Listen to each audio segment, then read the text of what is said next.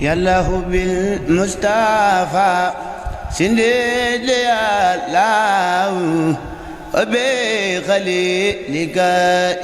Cheikh Ahmadou Bamba Khadim Rassoul est venu au monde en 1853 et il est reparti en 1927.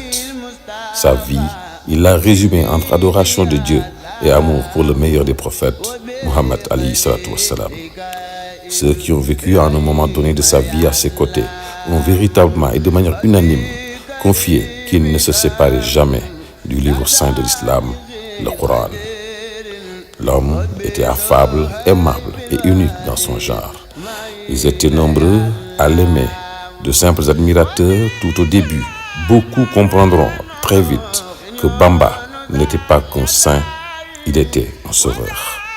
C'est ainsi que les plus grands érudits de l'islam d'alors commençaient à le fréquenter et même à faire allégeance auprès de lui. Le flux humain massif et même excessif vers sa demeure inquiétant chaque jour davantage le colonisateur. Le cheikh devait commencer à vivre les moments les plus durs de son existence. Ce qui devait arriver arriva.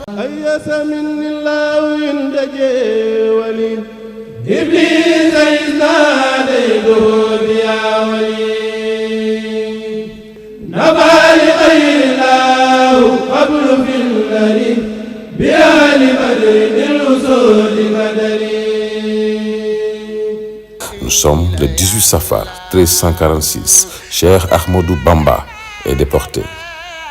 Il part en exil, laissant derrière lui famille et compagnons. La sentence était pressentie. L'homme était peut-être parti pour ne plus jamais revenir. Avant lui, tous ceux qui ont été pris entre les griffes du blanc y ont laissé la vie. L'espoir était perdu. Et chez tout le monde, le moral était au ras des pâquerettes. Pendant 7 bonnes années, 7 mois et 7 jours, Serigne Touba vivra le martyre. Il supportera la méchanceté de l'ennemi et les affres d'une nature sauvage. Au Gabon, par exemple, jamais Cheikh Ahmadou Bamba n'aura renoncé à sa dignité. Au Sénégal, on pleurait toujours son absence, mais lui savourait sa victoire sur Satan. Dans ses écrits, il dira « Je ne révélerai jamais, par ma plume ou par ma langue, certaines faveurs que j'ai eues grâce à l'exil. J'ai été préservé de mes ennemis avant de descendre sur terre et j'ai bénéficié au cours de mon périple d'une science qui n'est ni livresque ni expérimentale, ainsi que du secret de l'ordre divin.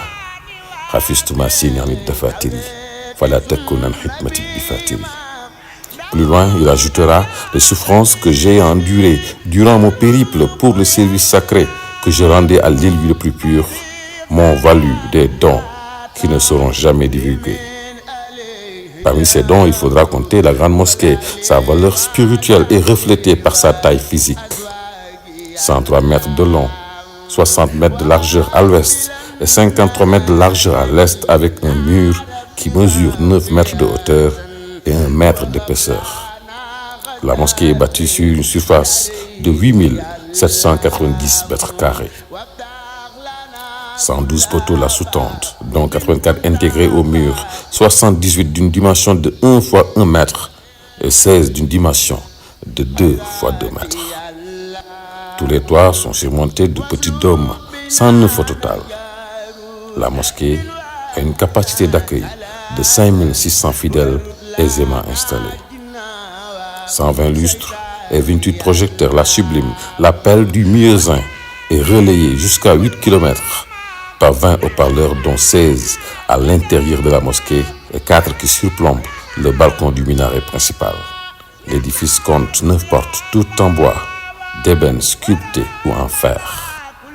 Les travaux avaient été lancés en 1925, mais elles ne démarreront qu'en 1932, alors que l'inauguration a eu lieu le vendredi 7 juin 1963.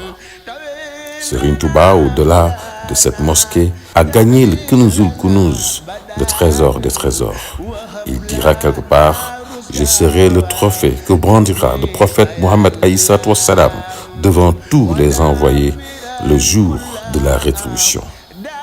Bamba n'était pas qu'un saint, il était ce sauveur qui demeure encore aujourd'hui et qui restera.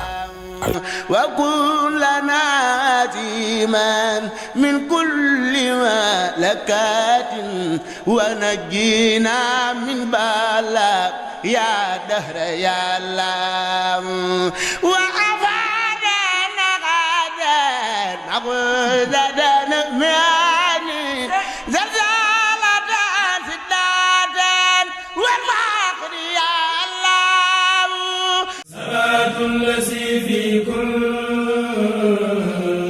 لسان وفي سفر حماني على ماء مع النفس والسفر